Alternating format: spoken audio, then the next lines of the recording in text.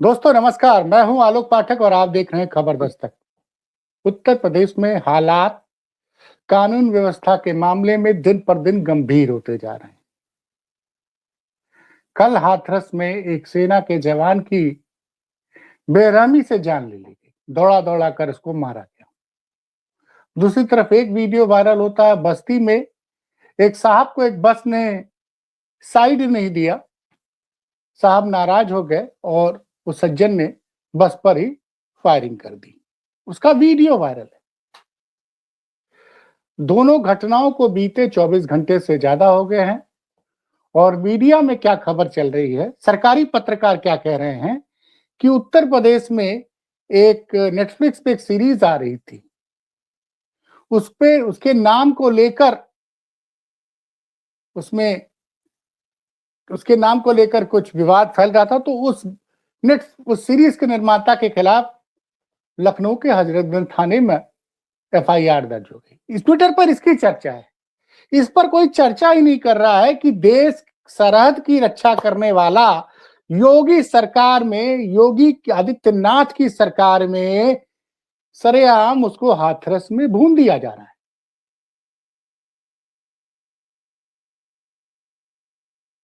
अभी हाल ही में पूर्व सेनाध्यक्ष की एक किताब के कुछ अंश को लेकर विवाद फैला था, जब डोकलाम में भारत की सेना ने देखा कि चाइना की तरफ से एक बटालियन चली आ रही है और सेना अध्यक्ष ने इसकी जानकारी तत्कालीन रक्षा मंत्री को दी और 2.5 घंटे तक उनको कोई कम्युनिकेशन नहीं दिया गया।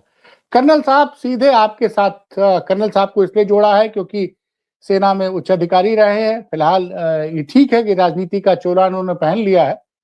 कर्नल साहब, हाथरस आपके घर के बगल का मामला, एटा के आप रहने वाले हैं, एटा या मैनपुरी, मुझे माफ कीजिएगा मैंने कोई गलत शब्द बोल दिया, एटा या मैनपुर, फर्रुखाबाद के। अच्छा, तो ये जो घटना आपने पढ़ा, उसको आपने, ये घटना अगर अखिलेश यादव की सरकार में होती तो टीवी में अखिलेश यादव की फोटो लगा दी जाती थी या पूछा जाता था कि यूपी में ये जंगल राज चल रहा है, अखिलेश जी जवाब दीजिए।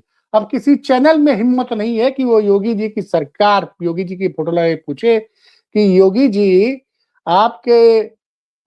आपका ऐसा कानून का राज है कि सेना के जवान को लोग दौड़ा के मार दे रहे हैं।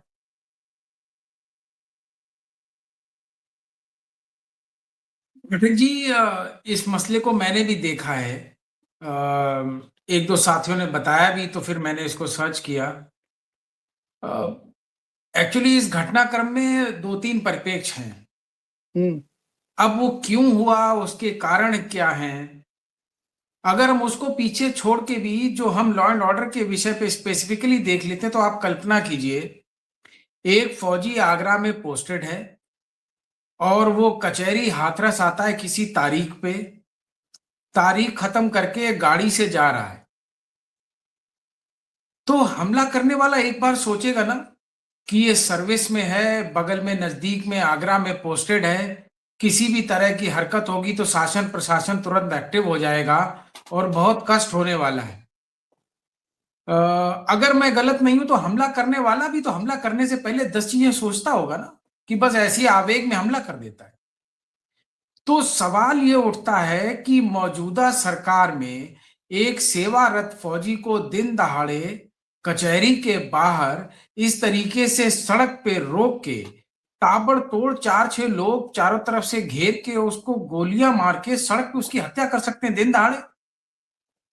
ये स्वयं में अपने आप में प्रमाण है कि हालात क्या हैं। और कानून व्यवस्था के बारे में तो हम लोग हमेशा ये जानते हैं और कहते भी रहे हैं कि अपराध पूर्णता समाप्त नहीं हो सकता, लेकिन अपराधी का मनोबल बढ़ता है इस बात से कि जो पहले अपराध हुए उनमें क्या कार्रवाई हुई। अगर त्वरित कार्रवाइयां होने लगे तो हर अपराधी डरेगा कुछ अपराध करने से पहले, और अगर अपराधी डरेगा तो दिन दहाड़े एक सेवारत फौजी को सड़क पे भून देगा। ये तो नहीं हो सकता। और इसकी इंतहा का एक उदाहरण और दे देता हूं मैं।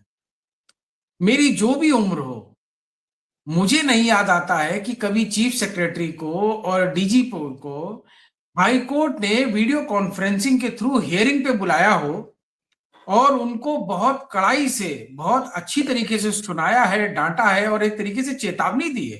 कोर्ट की गाइडलाइंस भी तो चेतावनी है कि आखिर उत्तर प्रदेश में ये क्यों हो रहा है कि half encounter, quarter encounter, full encounter. मतलब आप लोग हैं क्या? आप लोग सरकारी सेवा में हैं, जनता के सेवक हैं, कानून के रक्षक हैं, या न्यायपालिका बन गए हैं अब आप लोग? तो एक तरफ तो हाईकोर्ट चीफ सेक्रेटरी और डीजीपी को बुला के डांटती है कि ये दोबारा नहीं होना चाहिए इस तरीके से कि आप न्यायपालिका बन जाएं, और उसी राज्य की आप बता रहे हैं कि दिन दहाड़े एक फौजी को मार दिया। जानते हैं ये क्यों होता है पाठक जी? जब कानून अपने आंख से उस पट्टी को हटा ले जो हर अपराधी को और हर अच्छे आदमी को एक नजर से देखता हो कि अपराधी अपराधी है, अच्छा इंसान, अच्छा जिम्मेवार नागरिक, अच्छा जिम्मेवार नागरिक। जब आप उसमें कैटेगराइजेशन करने लगते हैं तब ये होता है। और ये भी कब होता है वो भी मैं बताना चाहूंगा। चाहे प्रशासन में वर्दी हो या सिविलियन कोई सर्वेंट हो, सरकारी कर्मचारी हो, वो इससे चलता है कि शासन की मनोदशा, मनोबल और सोच और प्रकृति और चरित्र क्या है। उत्तर प्रदेश का शासन देख लीजिए, कोई भी व्यक्ति जो थाने में आ रहा है, अगर दो पुलिस वाले कंधे का सहारा देके उसको ला रहे हैं और उसके पैर में रुमाल बंधा है और गोली लगी है, तो आंख बंद करके आज की तारीख में कोई भी एक छूटते ही कह देगा कि ये मुख्यमंत्री जी का स्वजाती नहीं हो सकता भाई, इसके गोली लगी हुई है। और इसका कोरोलरी, जैसे कोई एक्सियम या थ्योरी होती है मैथ्स में, तो उसका कोरोलरी पूछते हैं। इसका कोरोलरी ये है कि अगर कोई थाने में जेब में दोनों हाथ डाल के चौड़ा होके मुस्कुराता हुआ मीडिया के सामने भी थाने में चला आए पेशी पर, तो लोग तुरंत देखते कहते हैं भैया पक्का स्वजाती होगा, पुलिस वालों की हिम्मत नहीं है इसको मारने की। जब मनोबल, कानून का और वर्दी का मनोबल इस स्तर तक गिरा दिया जाए, तब जाकर के अपराधियों में ये हिम्मत आती है कि पुलिस तो व्यस्त है शासन के हुक्म बजाने में, इनको कहां समय है, मैनेज कर लेंगे। इसलिए ये स्थितियां आ रही हैं। और पुलिस के अंदर आंतरिक समस्याएं भी इस वजह से पाठक जी 10 साल में बहुत आ गई। आप देखिए पुलिस वालों के बीच में मारपीट, कॉलरबाजी, भारतीय जनता पार्टी थाने के अंदर, बाउंड्री के अंदर दुनिया भर की गाली गलौज और हाथापाई करते हैं। सोशल मीडिया में लगातार इसके वीडियो बह रहे हैं। अखिलेश दुबे का किस्सा आप कानपुर का जानते हैं, और बलिया में जिस तरीके से पुलिस खुद वसूली गैंग बन गई है, सब सस्पेंड किए गए हैं, पूरा का पूरा थाना एक साथ सस्पेंड किया गया है, ये भी आप जानते हैं। तो कानून व्यवस्था के नाम पर चलने वाली भारतीय जनता पार्टी की सरकार कम से कम ये गाना तो गा सकती है कि कानून व्यवस्था, कानून व्यवस्था, लेकिन जमीन पे क्या है, ऐसे उदाहरण रोज मिलते हैं। एक आखिरी लाइन बोलना चाहूंगा इस पे, आप खाली बस पे फायरिंग उत्तर प्रदेश टाइप कीजिए गूगल पे, आपको एक घटनाक्रम नहीं, दसियों घटनाक्रम एक साथ मिल जाएंगे। क्या बात कर और रहे हैं? आप खाली बस नहीं, आप लास्ट तो नई लाइन, बात कर, आप एक नई बात ना, आप तो गजब बात कर रहे हैं। मुझे तो एक ही घटना है, आप बता रहे 10 दिख जाएंगी। आप मतलब अरे एक ही। अभी अरे अभी सुनिए, पाठक जी आजमगढ़ में हुआ है, एक सेम घटना घटना की। मैं आपको बताता हूं। अच्छा अच्छा। गोरखपुर के बस ड्राइवर और जो उनका कंडक्टर बोलते हैं शायद, जो असिस्टेंट, जो टिकट बनाते हैं, हम्म परिचालक हम्म हिंदी में बोलते हैं, हम्म उनकी ड्यूटी लगी थी प्रयागराज में। आजमगढ़ और प्रयागराज की बसें चला रहे थे, तो दो लोगों ने स्कूटी दे के उनको कुछ गाली गलौज किया, तो बस वालों ने बस आगे भगाई। उन्होंने हम्म बाजार से 1 किलोमीटर आगे जाके बस के आगे स्कूटी लगा के रोका ही नहीं, हम्म उसको बस वाले को दरवाजा खोलने के लिए बोला तो डर गया, उसने शीशे बंद कर लिए। तो हम्म उन लड़कों ने पैसेंजर साइड के शीशे तोड़ के बस के अंदर घुसे, मारा पीटा, ड्राइवर को भी और चालक और परिचालक दोनों को मारा पीटा, उनके झोले और उनके पैसे सारे छीन लिए, और ये दोनों जान बचाने के लिए खेत में फसल में घुस गए। और उसमें 14 सवारियां थी उस बस में। जब पुलिस आई वहां पर, तब वो बेचारे हिम्मत करके खेत से निकल के रोड पे आए हैं, और उन्होंने उन सवारियों को दूसरे बस में बिठाया है, और तब वो टूटी हुई बस लेके गए। और ऐसी घटना मैं आपको कहता रहा हूं, एक बार गूगल करके देखिएगा कि बस के ऊपर हमला उत्तर प्रदेश, आपको पता चल जाएगा कि बसों पे कितने हमले का पैटर्न है, लूट का कितना पैटर्न है। नहीं, एक तो और भाई ये तो एक और मैं एग्जाम्पल पाठक, ये एक और एग्जाम्पल, फौजी के ऊपर हमला, फौजी के साथ मारपीट, फौजी के खेत पर प्लॉट पर कब्जा, ये भी टाइप करके देखिएगा। उत्तर प्रदेश में आपको दसियों उदाहरण मिल जाएंगे जो फौजियों के साथ घटनाएं हो रही उत्तर प्रदेश में। जी, तो आप कहना क्या चाहते हैं कि उत्तर प्रदेश में फौजी सुरक्षित नहीं है? अगर इतनी बुरी तरीके से दिन दहाड़े अगर फौजी मारे जाएंगे, कम से कम समाज में अभी तक तो हमने ये देखा कि इतना मान था कि अगर झगड़ा भी हो जाए तो लोग कहते थे यार छोड़ो यार, फौजी से मत जोड़ो भाई, गलत बात है यार, छुट्टी आया अपना काम कर रहा है, चलो फौजी भाई तुम्हारी भी गलती है, तुम सॉरी बोल दो, खत्म करो। पूरा का पूरा बाजार आ जाता था कि फौजी के साथ संवेदना रखना है कि बेचारा इतने कठिन इलाकों में नौकरी करता है, हो सकता है बहस हो गई हो, दोनों तरफ से गलती हो गई हो, लेकिन इसको छुड़ाओ और इसको खत्म करो। बट वो दौर चला गया। लंबी हो जाएगी चर्चा, जानते हैं, मैं सच कह रहा हूं, लंबी हो जाएगी पाठक जी। जब आप किसी क्योंकि सर देखिए, आप रिटायर्ड अधिकारी हैं सेना के साथ, अभी भी आपका सेना के रिटायर्ड लोगों के साथ संवाद रहता है, तो इसमें लंबी की बात नहीं, जो सच है जो वो बताइए, उसमें क्या करना है? इसका मनोवैज्ञानिक कारण समझिए पाठक जी। समाज में किसी व्यक्ति को खत्म करना है, पहले उसका मान सम्मान, उसका नाम खत्म करिए। उसके बाद अगर आप चौराहे पे भी उसको पीटेंगे तो एक भी आदमी बचाने नहीं आएगा। मान लीजिए हम लोग जिस समाज से आते हैं, छोटे छोटे कस्बों से आए हैं, कोई स्कूल का टीचर होता है, कॉलेज का प्रोफेसर होता है, जिसको पीढ़ी दर पीढ़ी बच्चों को पढ़ाया हो, उसका बाजार में समाज में बहुत सम्मान होता है। आप पहले उसका चरित्र हनन कर दीजिए, कहीं पे भी इल्जाम लगा के अखबार में फोटो निकलवा दीजिए, उसके बाद आप चौराहे पे पीटिए, हर आदमी कहेगा बहुत अच्छा किया, ये तो बहुत चरित्रहीन आदमी है, हम तो इसको बहुत मानते थे, लेकिन ये तो बहुत घटिया आदमी निकला, एक भी आदमी बचाने नहीं निकलेगा। इससे आप सहमत? इसकी शुरुआत जानते कहां हुई? फौज के साथ।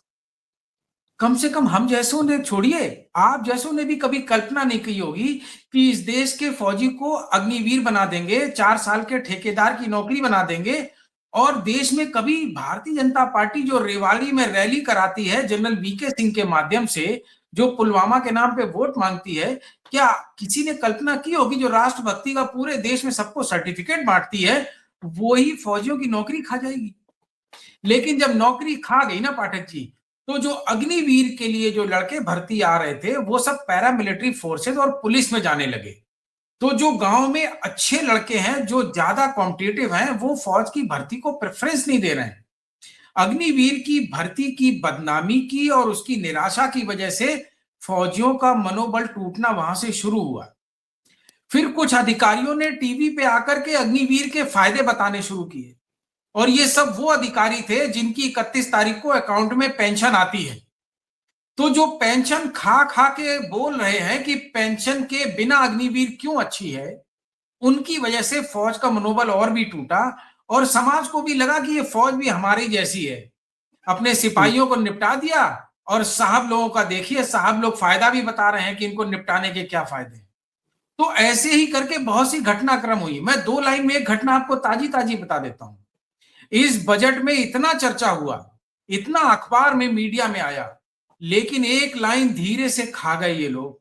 आपको पता है जितने डिसेबिलिटी होती जिन सोल्जर्स को सर्विस के दौरान, शारीरिक या मानसिक अपंगता या दुर्बलता पे उनको डिसेबिलिटी अलाउंस मिलता है, और आदिकाल से जब से सेना है, डिसेबिलिटी पेंशन और उस रिटायर्ड डिसेबल्ड सोल्जर की पेंशन इनकम टैक्स फ्री थी, एग्जेम्प्टेड थी।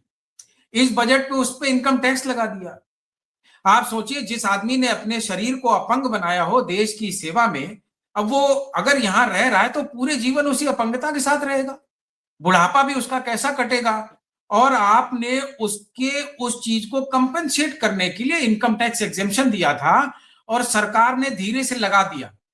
मेरे को एक साथी ने रक्षा मंत्री जी का एक छोटा सा क्लिप भेजा लोकसभा में किसी सवाल के जवाब में। I was shocked to see that. जानते हो उन्होंने जवाब क्या दिया? कि ये डिसेबिलिटी पेंशन वालों का टैक्स का जो एग्जेम्पशन हटा दिया गया है, इसकी मुझे जानकारी नहीं है, मैं जानकारी लेकर जरूर इसको बहुत अच्छी तरीके से इस पे कुछ काम करने का प्रयास करूंगा। क्या रक्षा मंत्री की बिना जानकारी के इतना बड़ा घटनाक्रम हो गया, और देश में किसी मीडिया ने कहीं कवर किया? आप तो नई जानकारी दे रहे हैं कि रक्षा मंत्रालय में मतलब रिटायर्ड सैनिकों को किसी की भी कोई सुविधा पे सरकार खत्म कर रही है, उस पर ब्रेक लगा रही, इस पे टैक्स लगा रही, इसकी जानकारी रक्षा मंत्री को नहीं है। फिर रक्षा मंत्री किस पद के हैं, मतलब किस बात के लिए? मैंने आपको अभी बताया पाठक जी, पहले प्रोफेसर साहब का चरित्र हनन करिए, उनको चौराहे पे पीटिए, चौराहे का हर आदमी बोलेगा बहुत अच्छा किया। फौजियों का मान सम्मान समाज में जो स्थान था, उसको बहुत ही सुनियोजित तरीके से भारतीय जनता पार्टी ने खत्म किया है, ताकि राष्ट्रभक्ति का सर्टिफिकेट अब सेना ना दे, भारतीय जनता पार्टी देश के नागरिकों को दे। इसीलिए अपराधियों का भी मनोबल कहीं ना कहीं बढ़ा है और लगातार फौजियों पे हमले, कई ऐसे केस भी बताऊंगा पाठक जी, जहां पे पुलिस वालों ने थाने में ला करके लॉकअप में डाल के कुचल कुचल के सेवारत फौजी को पीटा है। उन पुलिस वालों के खिलाफ कोई कार्रवाई नहीं। तो आप बताइए, जब ये स्थान समाज में अगर फौजियों का पहुंच जाएगा तो अपराधी भी मारेंगे। अपराधियों को भी इस बात का भरोसा है कि किसी फौजी को पीट दो, भारतीय जनता पार्टी की सरकारें कोई कार्रवाई नहीं करेंगी, इस पे कोई तवज्जो नहीं देंगी, इसको प्रमुखता से नहीं देखेंगी। ये उसी का नमूना है जो आपके सामने आया है। गंभीर बात कर रहे हैं आप। हम लोग बहुत द्रवित हैं, बहुत ज्यादा द्रवित हैं पाठक जी, बहुत ज्यादा आक्रोशित हैं।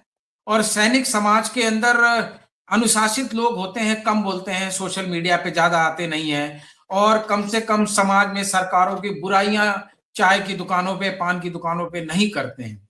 लेकिन जब आपस में बैठते हैं तो ये बात जरूर करते हैं। और मैं आपको बहुत साफ गोई से बता रहा हूं, जो कट्टर समाज की व्यवस्थाओं के हिसाब से भारतीय जनता पार्टी के खुद के वोटर हैं, फौजी परिवारों से, वो भी ये बोलते हैं कि अब फौज में नौकरी करने लायक रहा नहीं, भारतीय जनता पार्टी ने खत्म कर दिया है।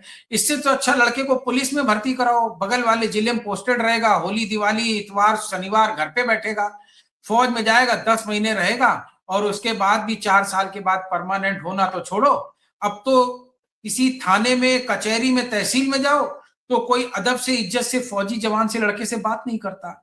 तो फिर ऐसी नौकरी का क्या फायदा? नुकसान किसका होगा? लेकिन पाठक जी ये भी तो समझिए ना, अगर हमारे नौजवानों का क्रीम लड़का जो है, जो मोटिवेटेड लड़का है, जो कैलिबर वाला लड़का है, अगर उसकी जो कहते हैं कि प्राथमिकताओं में अगर फौज की भर्ती होगी नहीं, तो फिर फौज में जो लड़के आएंगे, क्या फौज कमजोर नहीं होगी? और फौज कमजोर होगी तो जानते हैं पाठक जी क्या होगा? फिर जनरल नरावने की किताब पे लोकसभा में चर्चा नहीं होने देंगे, क्योंकि कल ही खुल जाएगी ना, सबके सामने बात निकल के बाहर आ जाएगी। जो सबसे बड़े राष्ट्रवादी हम, देश को सर्टिफिकेट देंगे हम, हर चीज को क्लेम करेंगे हम, और एक टेलीफोन कॉल पे सफेद कबूतर उड़ा देंगे हम, लेकिन दावा करते रहेंगे कि हम फौज की इज्जत करते हैं। तो जब ये खोखलेपन को बचाना होगा पाठक जी, तो फौज के प्रति फिर ऐसे राजनीतिक दल और ऐसे नेता खुल के चर्चा करने से बचेंगे, और उसी का एग्जाम्पल देख रहे हैं। कर्नल साहब, एक सवाल मेरे मन में है जो कि कोई पूछ नहीं रहा है। पुलवामा में जिस दिन घटना घटी, मोदी जी जिम कॉर्बेट में शूट करा रहे थे एक बहुत बड़े यूट्यूबर के साथ, इस वक्त उसका नाम नहीं याद आ रहा है, उसके शो जी जी, वाइल्ड लाइफ का वो है, एक्सपर्ट वाइल्ड लाइफ का शो, और उनको घटना की जानकारी 3-4 घंटे बाद होती है। जो कुछ भी अभी जम्मू कश्मीर में हुआ, उस दिन मोदी जी बाहर थे, विदेश में थे। और डोकलाम में जब भारतीय सीमा की तरफ चीन की फौज बढ़ रही थी और चीफ ऑफ आर्मी स्टाफ 2.5 घंटे तक इंतजार करते रहे कि उनको कोई इंस्ट्रक्शन मिले, तो सवाल उठता है कि प्रधानमंत्री मोदी क्या 24 घंटे अवेलेबल नहीं रहते हैं? क्योंकि आप, या तो डिफेंस मिनिस्टर के पास पावर होनी चाहिए, लेकिन जो 3 उदाहरण आए हैं, पुलवामा में जो अटैक हुए, सीआरपीएफ के हमारे सारे जवान मारे गए, हमारे प्रधानमंत्री शूट करा रहे थे डिस्कवरी चैनल के लिए, विदेशी चैनल के लिए, जिम कॉर्बेट के पार्क में 4 घंटे बाद उनको सूचना मिलती है, ऐसा मीडिया में दावा किया गया था। जिस वक्त कश्मीर में जो हुआ अभी हाल में, विदेश में थे। और ये जनरल नरवणे किताब तो ये बता रही कि कितना बड़ा डेडलॉक है आज के जमाने में, जब संचार के, और आप चूंकि आर्मी में रहे हैं, वायरलेस के जरिए तो आदमी तुरंत संपर्क करता होगा पहले भी, आज तो मान लीजिए मोबाइल का जमाना आ गया। मैं आपके मंशा को, सवाल का समझ गया। मैं आपके और आपके दर्शकों की भी पूरी इस पे शंकाएं भी पूरी करूंगा। कुछ चीजों को जो नहीं डिस्क्लोज करनी चाहिए उनको छोड़ दूंगा, फिर भी आपकी मंशाएं पूरी क्लियर कर दूंगा। देखिए पाठक जी, ऐसा है, जिम्मेवार तौर पर, क्योंकि मैं फौज में खुद रहा हूं तो मैंने देखा है कि जो कमांडर्स होते हैं वो 24/7 365 कम्युनिकेशन पे अवेलेबल होते हैं। यहां तक कि मैं बहुत छोटे लेवल से एग्जांपल बताता हूं कि अगर कोई बास्केटबॉल का मैच खेल रहा है, कोई हॉकी का मैच खेल रहा है, तो बगल में ऑपरेटर और फोन वहीं पे रेफरी के पास लगा होता है। यानी कि गेम बंद करके 5 सेकंड में फोन पे बात हो सकती है, सिर्फ 5 सेकंड के गैप। ये मैं फील्ड के कमांडर्स की बात कर रहा हूं। जो अधिकारी छुट्टी पे भी जाते हैं उनको बोला जाता है कि आप छुट्टी पे रहेंगे बट 24/7 ऑन कॉल अवेलेबल रहेंगे, क्योंकि बहुत सी इंटेलिजेंस रिपोर्ट्स होती हैं लोकल एरियाज के बारे में, जो कमांडर्स को सूचना होती है, तो उनसे कोरोबोरेट करना होता है रियल टाइम। उस समय कोई ड्यूटी और छुट्टी नहीं होती है। अगर ये एक सेना के अधिकारी के लिए नियम लागू है, तो आपको क्या लगता है कि जो हमारे ब्यूरोक्रेसी में जो सीनियर ऑफिसर्स हैं, ज्वाइंट सेक्रेटरी के ऊपर सारे सेक्रेटरी 24/7 365 अवेलेबल होते हैं। बात ये कि रक्षा मंत्री फैसला नहीं ले पा रहे, वो प्रधानमंत्री का इंतजार कर रहे हैं। चीफ ऑफ एक नया पद बनाया गया है, सिक्योरिटी एडवाइजर। इतनी बड़ी फौज खड़ी किस लिए की गई? अच्छा, मैं इसको थोड़ा सा, मैं ज्यादा एक्सप्लेन नहीं करूंगा, हमारी सीमाएं हैं, लेकिन मैं थोड़ा इसको एग्जैक्टली बता देता हूं। ऑपरेशनल कमांड और उसका एक चैनल होता है कमांडर्स का, आर्मी में बहुत स्ट्रिक्टली और बहुत स्पेसिफिकली फॉलो किया जाता है। इस तरीके से नहीं होता है कि कोई मुख्यमंत्री या आईजी या डीजीपी किसी थाने में या किसी एसपी को डायरेक्ट फोन कर ले, या कोई कोतवाल एडिशनल एसपी डायरेक्ट डीजीपी या अपने चाहेते आईजी को फोन पे निर्देश ले ले। ये सिस्टम फौज में चहेते चूते वाला नहीं है कि आप कौन सी जाति के हो, कौन सी क्षेत्र के हो, कौन से पार्टी के समर्थक हो, ये सब कुछ नहीं। वहां सीधा सीधा पिरामिडिकल स्ट्रक्चर है कि आप अपने जूनियर को डायरेक्शन देंगे और अपने इमीडिएट सीनियर से डायरेक्शन लेंगे। इसके अलावा और कोई तीसरा चैनल होता नहीं। डोकलाम वाले मसले पे, क्योंकि सेंसिटिव इशू है, मैं यही कहूंगा कि जो कमांड चैनल है वो बाईपास हुआ था, और कमांड चैनल बाईपास होने की वजह से कंफ्यूजन हुए थे, और जो स्ट्रेटेजिक डिसीजंस होते हैं वो सरकार को लेने होते हैं। और जब आप चीन जैसे देश के मसले पे बात कर रहे हो, तो 4 टैंकों का सामने आ जाना मतलब ये नहीं होता कि हम उनको खदेड़ देंगे। मान लीजिए, हाइपोथेटिकल सिचुएशन दे रहा हूं, मान लीजिए हम अपने टैंक्स को बोलते हैं फायर करने के लिए, और वो एस्केलेट अगर ब्रेक हुआ तो एस्केलेट होगा, और कहां तक एस्केलेट होगा ये कौन डिसाइड करेगा? ये तो आपका अग्रेसर जो अपोनेंट है वो डिसाइड करेगा। जैसे मैं इसको जो डिस्क्लोज्ड वाले फैक्ट्स है उस पर रख देता हूं, आप सिंदूर पे ले आइए सेम टेम्पलेट को। आप दुश्मन देश पे हमला कर सकते हैं, लेकिन दुश्मन देश रिटेलिएशन किस ग्रेविटी में करेगा ये आप कैसे डिक्टेट करेंगे? ये तो दुश्मन तय करेगा। तो युद्ध की शुरुआत होने के बाद युद्ध कहां रुकेगा, या किस मैग्नानिमिटी में, किस डिस्टेशन, किस ड्यूरेशन पे, किस इंटेंसिटी पे जाकर के वो होगा, इसको कौन तय करेगा? इसलिए हर लेवल के कमांडर के डिसीजन लेने की एक लेवल है, एक रेस्ट्रिक्शंस है। क्या कोई थानेदार यूपी पुलिस का किसी वरिष्ठ राजनीतिक नेता को सड़क से उठा के अपनी गाड़ी में डाल सकता है? आप भी जानते हैं अगर उसको अरेस्ट करना है तो उसका एक लेवल है, उसके लेवल के अधिकारी को इंस्ट्रक्शंस मिलेंगे तब वो एक्शन लेगा। तो जब 2 देशों के बीच में संबंध हो और युद्ध के हालात एक फायर करने पे हो, तो आपको लगता है कि लोकल कमांडर डिसीजन ले सकता है? तो उसका एक बिल्कुल सेट आउट प्लान होता है कि किन किन चीजों पर डिसीजन लेना है और किन पे पूछना है। मैं कह रहा हूं कि 2.5 घंटे तक लग गया, 2.5 घंटे तक सरकार की तरफ से कोई कम्युनिकेशन नहीं जाता है, 155 मिनट पे जाता है कि आप जो उचित समझे करें। तो सवाल इच्छा शक्ति और मनोबल पे आया ना पाठक जी। आसान नहीं है, लेकिन एक सीनियर लेवल पे एक कमांडर को जो सारी डेटा होते हैं उसके बेस पे उसको एक बिल्कुल कॉन्क्रीट डिसीजन लेना पड़ता है। जैसे आप हैं, अगर आप एक सिस्टम या ऑर्गेनाइजेशन में आप उसको हेड करते हैं, तो आप अपने जूनियर को ये नहीं बोल सकते थे कि देख लो जो तुम्हें करना हो। अगर आपका जूनियर आपके पास डिसीजन लेने आया तो कैटेगोरिकल डिसीजन दीजिए, यस और नो, आपको डिसीजन देना पड़ेगा। तो अगर आप डिसीजन लेने में लैग कर रहे हैं, वो भी मैं आपको एक चीज और बता दूं, ये सभी जगह बड़ी बात कह रहे हैं आप बड़ी बात कह रहे हैं।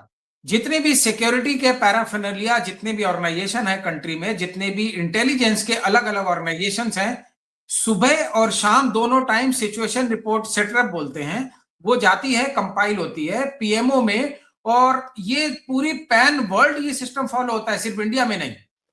तो prime minister is always updated 24/7 365 और ऑल सिनेरियोज, चाहे वो मिनिस्ट्री ऑफ फॉरेन अफेयर्स हो, एक्सटर्नल अफेयर्स हो, चाहे वो डिफेंस मिनिस्ट्री हो, चाहे होम मिनिस्ट्री हो, he is aware, he is updated, because he is the boss, he has ultimately he has to take the call.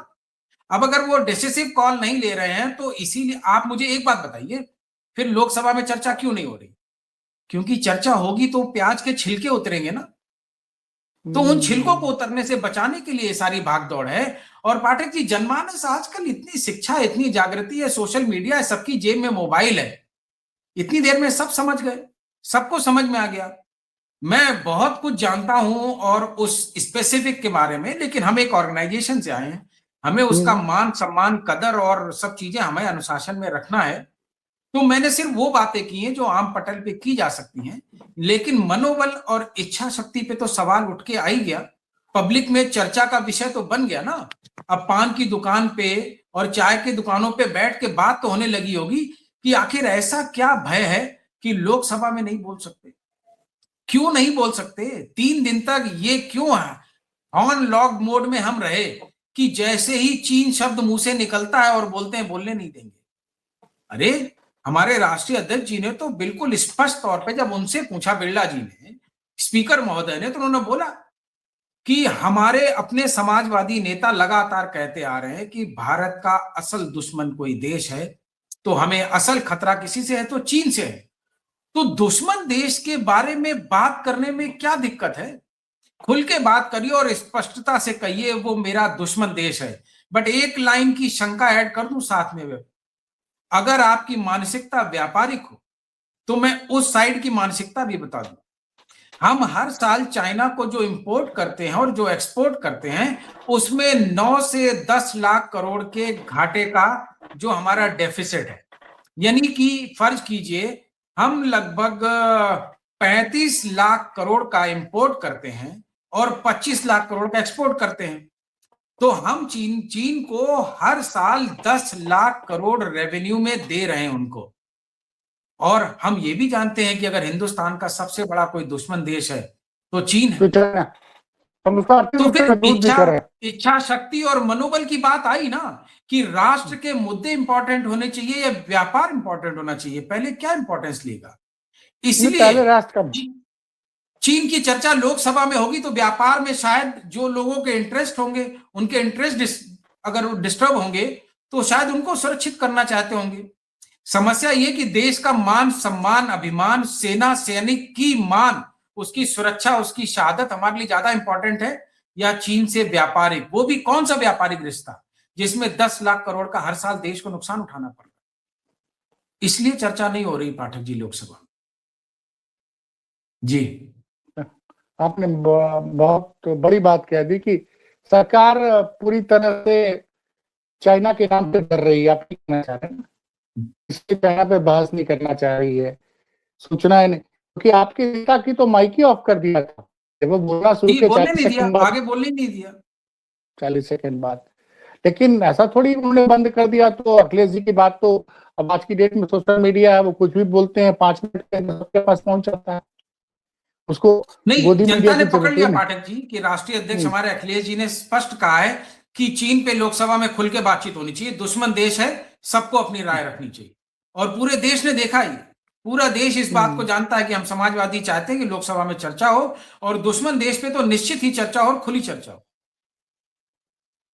चलिए शरद जी, आपने बहुत जानकारी दी महत्वपूर्ण। आप फिर मिलेंगे किसी चर्चा पे, तब तक के लिए बहुत बहुत आभार आपको और आपके दर्शकों का पाठक जी। जय हिंद।